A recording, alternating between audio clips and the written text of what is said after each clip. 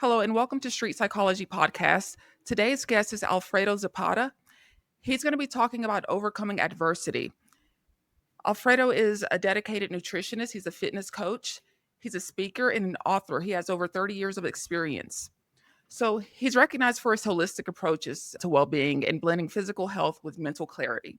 He has a signature program, Connect Mind and Body, and he's also committed his life to helping people unlock peak performance by aligning their physical and mental potential. So again, welcome, Alfredo. Thank Why you don't you very much. tell us more about this? This program has been kind of mustered and kind of put it together over the course of about 30 years. And it started when I first noticed that being the only child from a single mom in the 60s in Mexico City wasn't common in Latin countries. Everybody had three, four, five kids. And the dad, growing up, I had a lot of love from my grandparents, my mom, my uncles, but just feeling at school, where's your dad? Or parties and things like that. So I was kind of like trying to find a way to shield myself and not feel insecure, especially in the social environment. In Mexico, like in some countries, they play soccer. I was watching soccer with my uncle and playing a little bit. But every weekend, because I grew up in the business district, it was like nobody around. So I start kind of asking my mom, let me go and walk around. So I was about 5, 6 years old. So I started walking around and I was trying to get something that it will ignite my confidence at a young age. So I started jogging a little bit and I started feeling like that thing started like a superhero, igniting something inside of me that make me feel secure, kind of like connecting mind and body, what I do now. And from there, a lot of things start happening with physical activity, but with the mental order to myself to have that as a shield, as a support mechanism, because it wasn't like you going to the coach at school and they're going to teach you how to do things. Back then, it was very empiric, it wasn't really formal education. And I realized after I grew up and I went to school, I needed to do something. So I did soccer, I did martial arts, I did bodybuilding as a form of supporting myself and not feeling insecure in life. Long story short, I wanted to go to medical school because my mom said, your dad used to be a doctor. Anyway, but just trying to get social and fit in and stuff, I didn't do it. I fell on high school many times and I felt I let down my mom. And there was the exercise that kind of get me more connected with me. And there was a nutrition career open up. So I asked my mom, I want to make it up to you. I want to start this new career, nutrition. I do exercise, so nutrition comes hand in hand. And I asked my uncle, who was my sponsor for many years at school and all the sports, can I do that? I want to make it up to my mom. And he said, sure. But you got to promise that you're going to apply everything and be very consistent. So I started studying and it was going really smooth because I already doing exercise and eating healthy. So nutrition with the formal education was giving me the support I needed to live a healthy life and consciously to do that. It was a lifestyle. It wasn't just for the trend because everybody does it.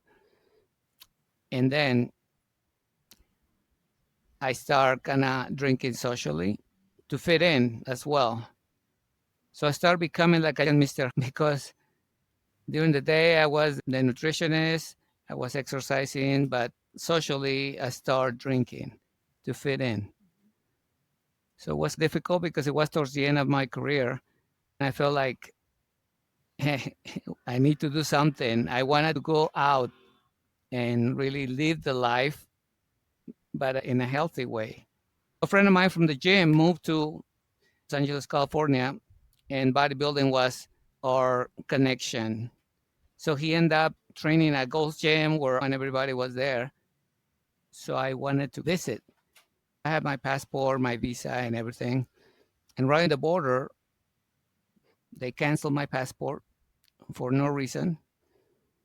And I felt like all the dreams and everything collapsed. And I came back flying, angry, and drinking beer because I said, I cannot believe I'm exercising, I am finishing nutrition, and these people canceled my passport. So I'm going to go back, but I'm not going to ask permission. I'm going to cross illegally.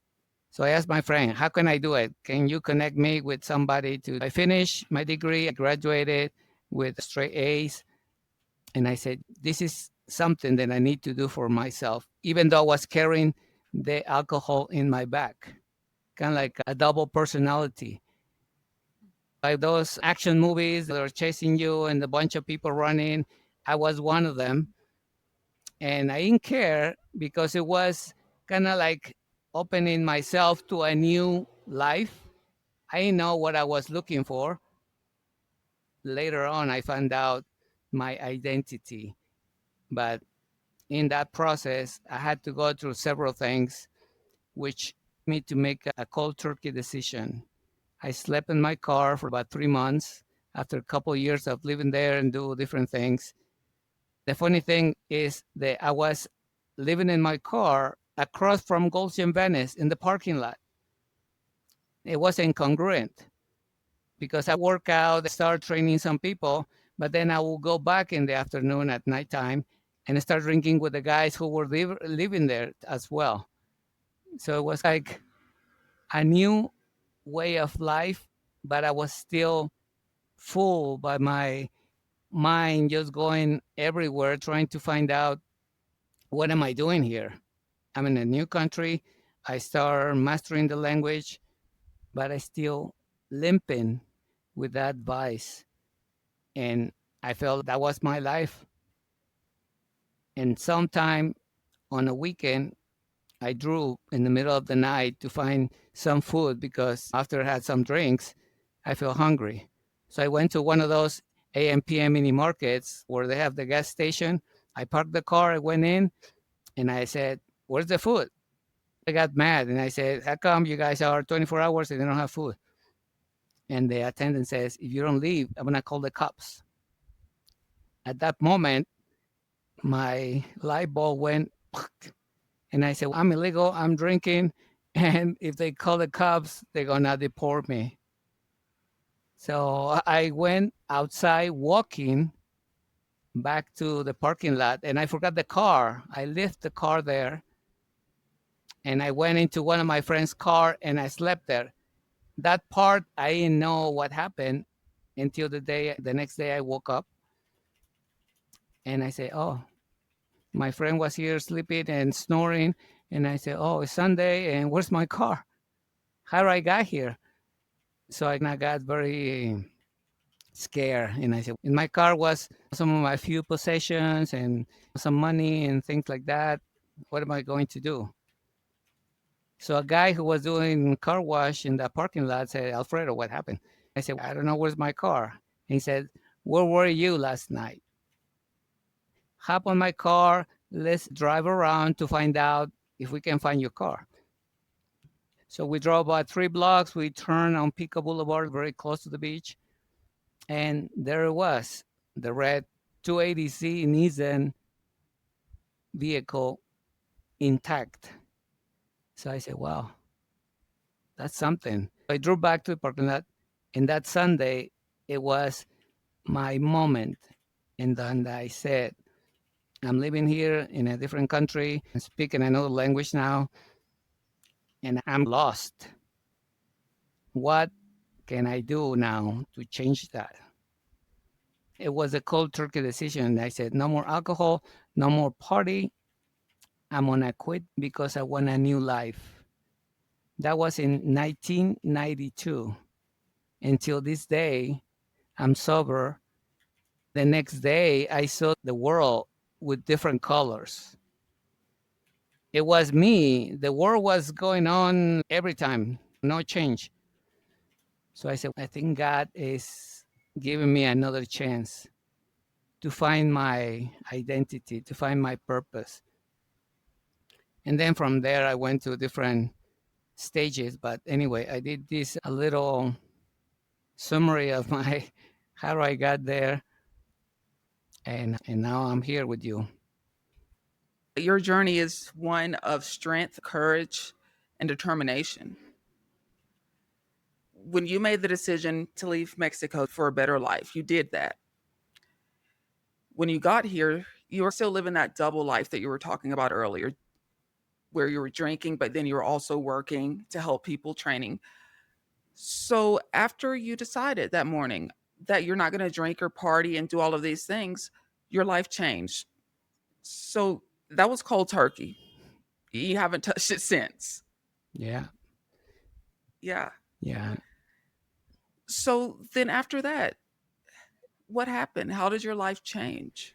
After I saw a new scenery in my mind, the colors and people, they were the same. I was the one who changed my perspective in life. I felt I was entering into a new world. I started feeling like something was happening. Some of the guys that were there, they came to America to live the American dream. One of them, it was one of the actors with Sylvester Stallone in the movie Over the Top. They was living in the car, in a small car. His life deteriorated because he didn't make it further. Some of them, there were people who were trying to make it on sports, like bodybuilding. So there was people who were looking for their a new break, even though some of them were from other countries, and I was the only Latin, the only Mexican, and I felt like something was expanding for me. Someone told me at the gym, Alfredo, why don't you get a CPR certification? Then you can join a club and be a personal trainer. Because what I was doing at Gold's Gym, it was just very independent. It was like when in Gold's Gym, there was people who were just paying the membership and they were able to do things.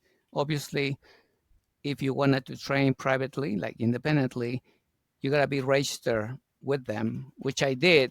And I was fortunate to be one of the 22 personal trainers at that time in the late 80s.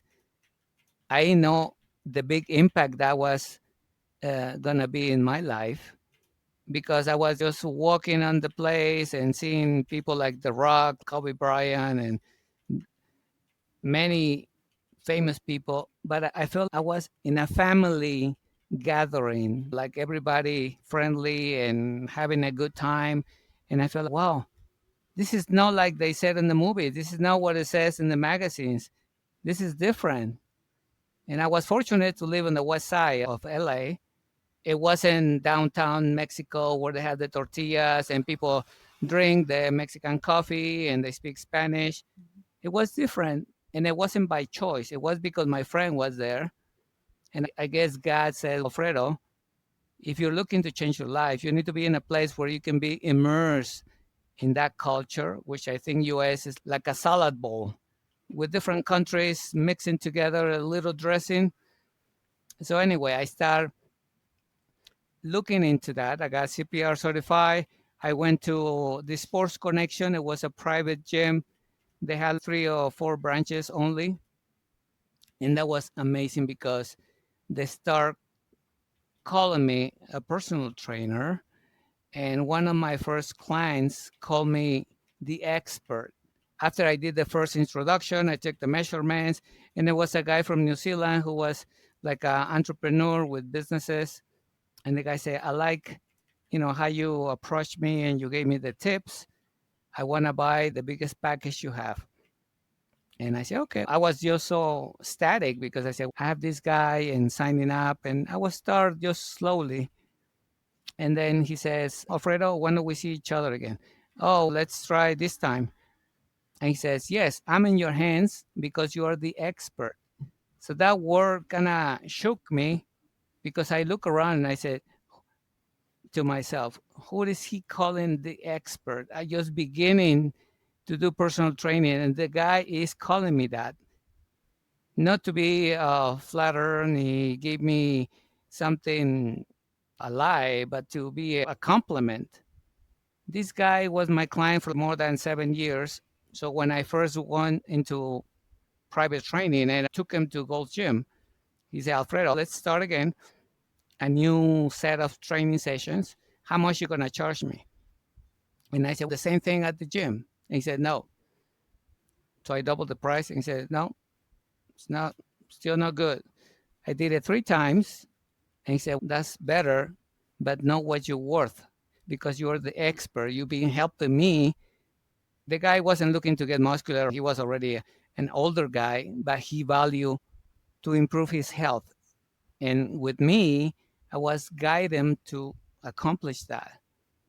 So that's when I said, well, it's not just a personal trainer not eating well. It was more like a companion guiding him to become a better version.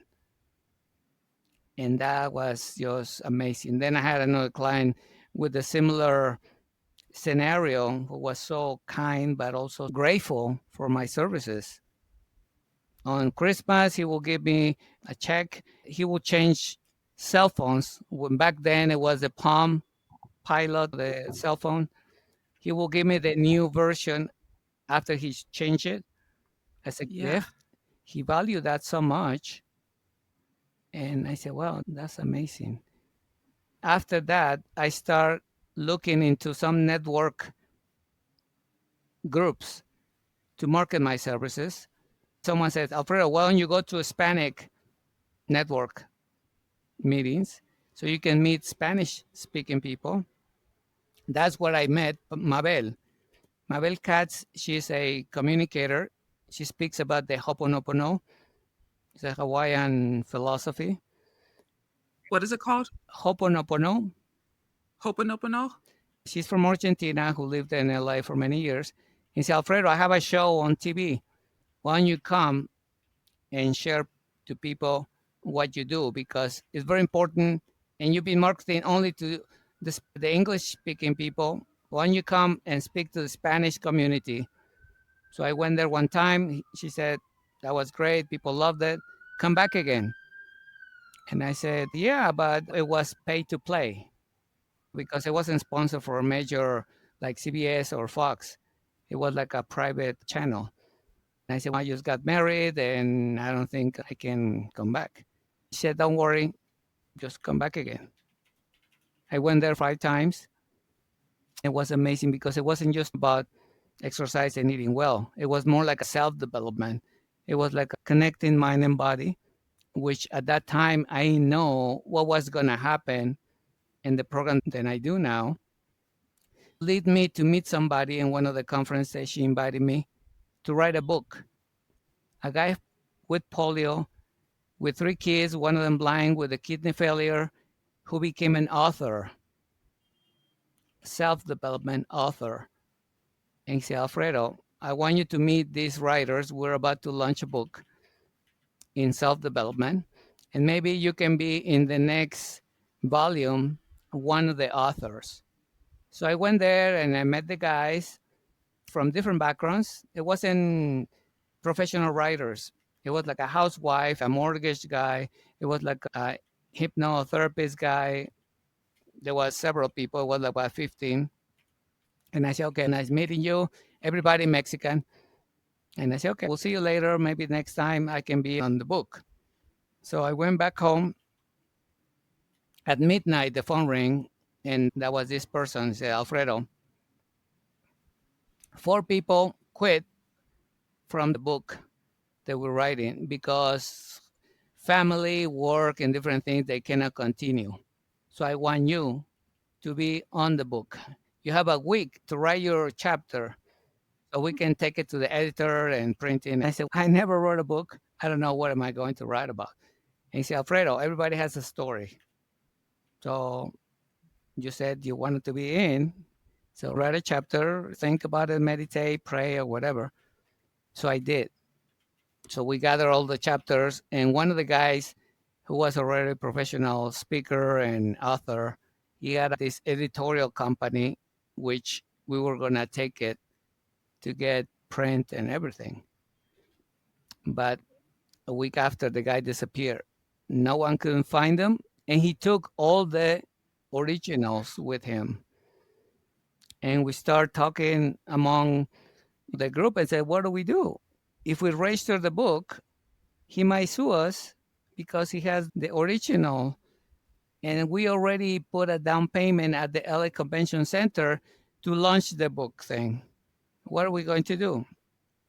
And one of them said, let's write another book. Let's come up with another chapter, another title. And that's what we did. One of the guys did the cover. On in the ocean, Yeah, for the ships to kind of be signal and being able like a beam, like something they. not the dock. No, the one that is in the middle of the ocean, the ships can see where they're going. Oh, you know what? I don't have a lot of ships where I'm from. Well, that one. So Okay. it was called Faros de Luz, like beams of light, which it was Okay. each of us with a chapter of our life's journey. But we had to change it to Discover Your Greatness. That was the original title. And we had the fortune to one of the guys knew Don Miguel Ruiz, the one of the four agreements. So he invited this guy to give us Yeah. the kick in the butt to launch the book. And it was amazing because it was the whole push, the effort going through adversity to that challenge with the previous book and now Mhm. coming with this one, which was what I was looking for when I crossed the border. Discover my greatness, discover my talent, discover my purpose in life. And each of them have different lives and everything. But what I'm saying is from there, another avenue start opening for me because I said, I'm not just the personal trainer, the nutritionist. I am now an author and I'm speaking because previously I went to Toastmasters International to learn a little bit how to express myself in English, which was another great avenue, another opportunity for me, and felt like, wow, I'm doing awesome. And things start coming along in a different way because, the book we didn't put on Amazon or anything because back then there was no Amazon yet. And there was no like put on PDF and put online and stuff. So we just print it. We print a bunch of books and we just sell them like people that we knew and stuff. But it was awesome because it was one of the chapters of my life. My mom and my grandpa were a big influence to give me that light to continue to persevere in life, despite of the struggle of the alcohol, despite of crossing the border and many things that happened along, which now I call my life a Netflix series because it has been a lot of seasons and bunch of chapters. This is one of them, being with you here. Mhm. So excited. Yeah. And like you said, there are a lot of things you haven't said, but those are some great steps along the way. And you remember your mom and your granddad being your biggest support systems? Yeah, my mom had an incredible journey because after I finished high school and was trying to get into medical and I fell, the doctor had discovered a lump. So I ended up being a cancer. So she went for a radical mastectomy. They damaged a little bit of the ribs. So being kind of weak, she caught pneumonia at the hospital. She has to be there for 3 months. So it was difficult. Prior to that, she was a clothing designer for high end clothes with one of her cousins.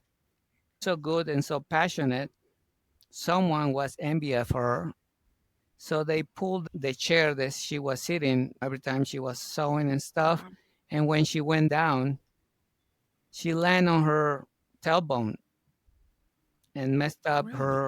messed up her spine.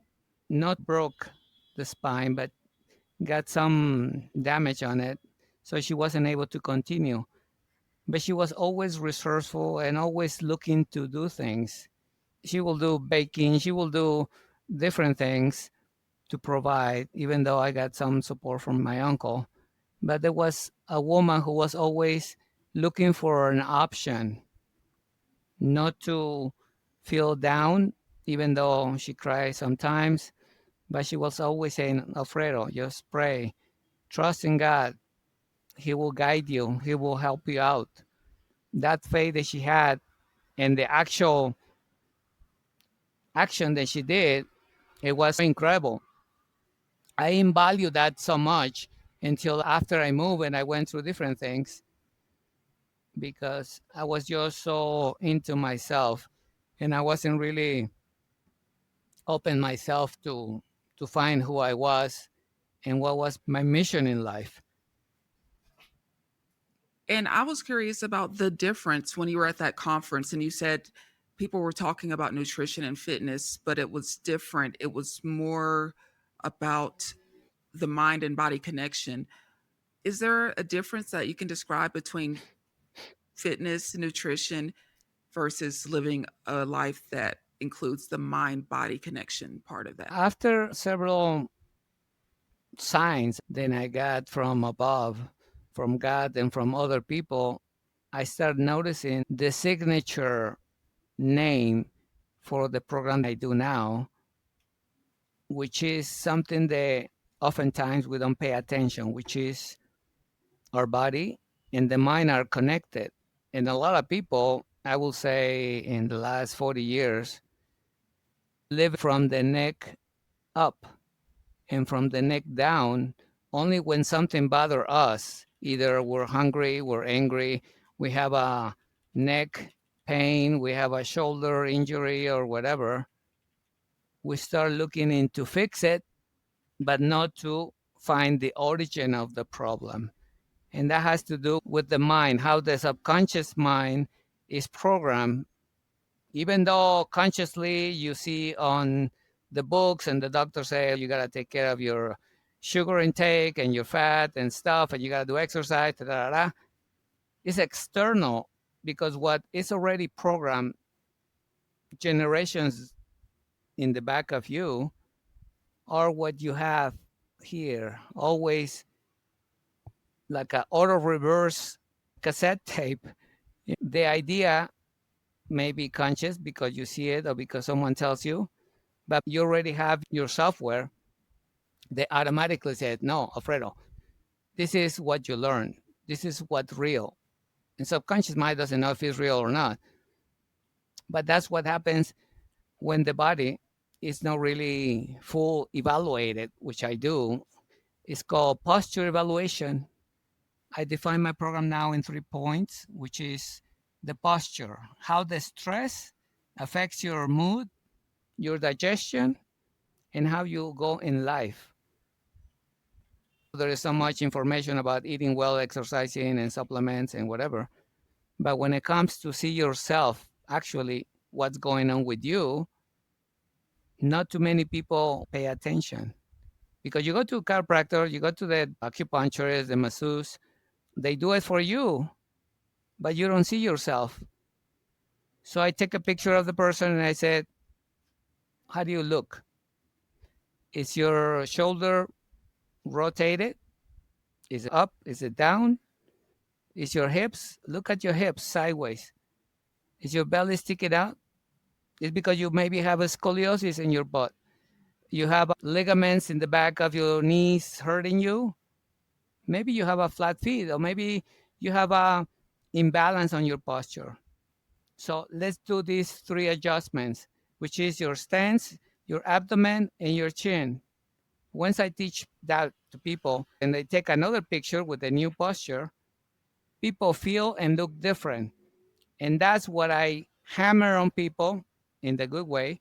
So their subconscious mind start learning to posture in a different way and they start more conscious about the body. That way comes the title of connecting mind and body. If I tell you how to stand, how to breathe better, how to look better, you're gonna say, "Oh yeah, I didn't notice that." It's because I do the mouse when I do on the computer thing. That's why I'm slouched. That's why my shoulders are rotated. with a good shape of body, or if you are very skinny, or if you are with extra weight, all of us have a body. And as long as we're alive, the gravity of the planet put pressure on us. Bad posture, different misalignments in the body, all we want is to fix if it's hurting. If the doctor told us, but we're not going to do it on our own. So I tell people, look at yourself. You start changing. Little by little, you start reprogramming your mind. Was that going to help you to eat better? Because if you feel better, you eat better. The doctor can tell you if you don't feel better, would you eat good? And you No. say, I'm going to eat some crackers or have a beer or something or take a pill because I don't want to find what happens in my body. And then the other one Mm. is what type of physical activity is going to give you more dynamic and safe movements for your life. Even if you're a housewife, even if you're a senior, if you're an athlete, if you're an executive, if you're a young teenager, how can you take care of that body to prevent damage, recover from injury? So that's three parts are very important. They cannot be skipping, doing the last one, then the middle, and the first one. It has to be the first one for that purpose. I don't talk about diet because diet for me is a cage. I don't like it. It tastes not good. I don't have time. I don't have money. But if I give you different choices, different options to nourish your body, you're going to nourish your body to be well so you can be effective. Just look at Tiger Woods, look at Kobe Bryant, look at Michael Jordan. Those guys have someone who helped them to improve and polish their skill. How they play, how they do it mentally. The pressure that they have inside the head plus the outside is tremendous. So if we don't treat ourselves like a high performance athlete, even if you only have one leg or one arm, if you do that, you're going to be looking to excel every time so your life can have a meaning, but also you can enjoy and inspire other people. People are going to be doing what you do, but they're going to get inspired to do what they have, live a purpose life and happy life. Yeah, because when you look better, you feel better, and it goes together. One thing I was thinking about, there are a couple things I'm trying to say on that topic. Working out, like you said, the first thing you do is the assessment of the posture, the alignment to fix those issues. You're not just building muscle or getting better cardio, you're working on the underlying problems that got you there. Posture comes from mental situations, your mindset, how you're feeling. Is that something that you consider in your assessments? How's your life or anything mental that goes into that? Like maybe how they got to that posture? Yeah, first, I do what you just mentioned. I want to get to know the person. Welcome or thank you for calling me or whatever. How can I help you? I have a backache or I want to get pregnant or I have acid reflux or I have cancer or I have a ligament thing or I'm going to get surgery or I'm an athlete. And I say, okay, and how do you feel? From 1 to 10, how high is the level of your stress? What kind of food do you eat? Just to kind of get a little more familiar with the person. What kind of movies do you like? You are on the cell phone a lot and you're sedentary activity and you manage people. And that easy Yeah, yeah. conversation. How you doing? What do you do? What kind of food do you eat? Test the water and see where they at. And I won't tell them what they need right at the moment. I want to help them get what they want, but taking them to the back door and showing them, look, let's try this. And because what I want the person is to feel comfortable with me, but also how they feel after they get the first shot, which is the posture. People oftentimes say, "Oh, I feel better. I feel taller. I can breathe better." It's because the doctor told me that I need to go to swimming and yoga because I have overweight or I have a problem on my knees. I tell people that's not true. If you have that problem and they send you to swimming or yoga, it's not going to fix what you've been learning for a long time. You go into the water, you don't feel any pressure, but you come out water, and what happened? The same bad habits, the same mind. So the water didn't help, just get you wet. That's it. If you go to yoga, you might be able to do some postures, but because if you have tight muscles, lower back stiffness, you have some injury, you're not going to get much out of the yoga class. If you go to CrossFit or boxing and you have torn ligaments, or if you go to Zumba and you have flat feet, you sweat and you say, "Oh, I like the music." But what happens? It's a vicious cycle.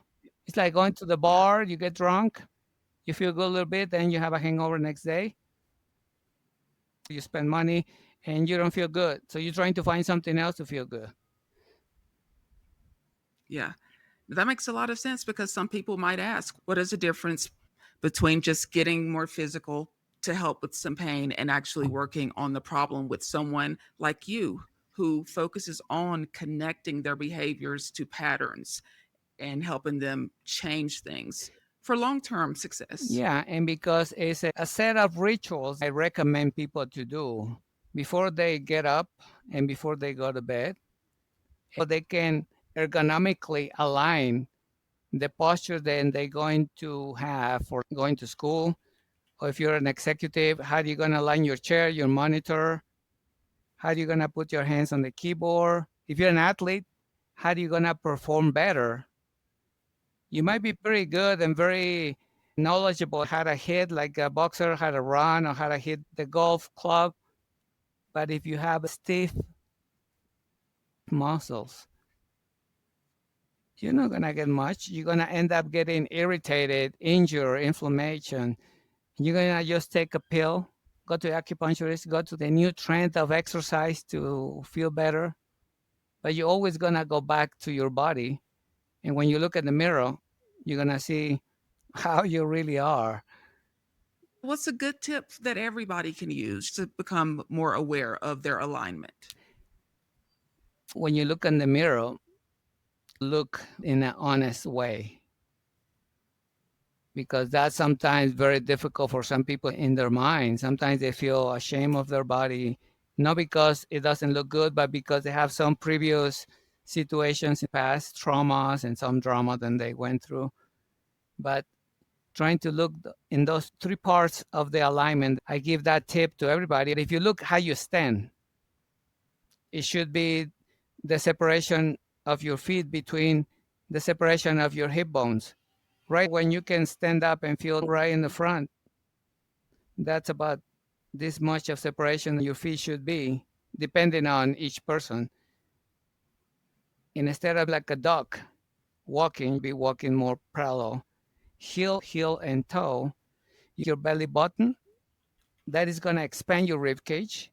It's going to help you breathe deeper, fill the lungs with air and convert to oxygen, have a better oxygenation in your brain. If you move your chin, it's going to take the pressure off your trapezius, feel more relaxed. Walking, maybe you feel a little mechanic doing it in the beginning, but once you Yeah. start adapting a new posture, you're going to notice the difference because now you're aware of your body, not just your mind. Because you can go to the orthopedic doctor and say, your knees are messed up, we need to do surgery. You're going to end up getting a knee surgery. But if your habits don't change, you're going to the knee or you're going to get the other knee messed up. With one of my clients in LA, when I first started at this club, she was a Mexican woman who married and moved to LA. Actually, she remarried and she got three kids. And she was always the life of the party, always dancing salsa and things like that. She went to the gym just to get some activity. It wasn't to look like a model because she was already with four kids. She was on her late 50s. Very nice, very friendly. I just helped her a little bit. We became good friends. I trained her for a couple of years. Then when I moved to Mexico, which another story, it wasn't by choice that I'm here. But anyway, she said, Alfredo, a long time we haven't talked. I've been doing some things. My knees are messed up. And I went to the doctor, and the doctor says that maybe my cartilage is damaged and might need surgery. And I said, why don't you do this type of stretchings? Remember what you did at the gym. And then back then I gave her the tip of the posture, which that's the one I'm doing now. And she felt a little better, but she still have that problem, like a recurrent problem. So she ended up going to a specialist, to orthopedic doctor in Beverly Hills. And I said, okay, so how's it going, Irma? And she said, I went to a doctor and she said, yeah, in fact, your knees are kind of like very deteriorated and your cartilage and stuff. So I can schedule you for a knee surgery. The guy wasn't even looking for an alternative or second opinion because it was the surgeon, but her. And I said, Irma, have you asked for a second opinion somewhere else? Because what the doctor said, what you said that the doctor says, it doesn't look like a very honest diagnose, even though it's an orthopedic surgeon. And she said, no, I haven't. And I said, why don't you go? My suggestion, I'm not a specialist, but what you said, and based on my experience, I don't think that's the only option. So we talked next week, and she said, Alfredo, you know what? I took your advice. I went to a second opinion doctor, and the doc says, you don't need surgery, you just need some therapy. And she was so amazed and said, Alfredo, you were right. I know what was doing this doctor. He just wanted to put in the pocket a few $1,000 and not really caring about you. Yeah. That's some valuable information because that happens every day, I'm sure, where people trust the surgeon and get procedures they might not need. Understanding the root cause of the problem, I just want to recognize the importance of what you do, Alfredo. Not everyone thinks like this. Not everyone focuses on the mind body connection and how to help other people realize and use that method. So, we have your signature program, the Connect the Mind and Body. Where can listeners find more about your program? They can send me a DM at Instagram, which is the social platform that I use the most. My handle is Alfredo Zapata Coach. They can find me there. I'll be glad to talk to anyone that speaks Spanish, English. I'm there. And Yeah. I'll be just so happy to be able to help someone have a better life, not just mind and body, but all connection, because we're here in this world. We have those tools already. So why don't we do that and live better? Yeah. And happy. So, is this virtual? So, you're able to do this for anyone in any part of the world right now Yes, yeah, in a yeah. virtual? Here in Mexico City, I actually had a diplomat, which is called spinology. It's part of the chiropractor practice. Spinologist goes into look what is the posture. I help people to improve their posture. Some people they might have some medical situations. I help them with the rehab. Even though with this friend, with these few sessions after the therapist told her, you got to do this and this at home. And she said, I'm too lazy. I need you to watch me doing it.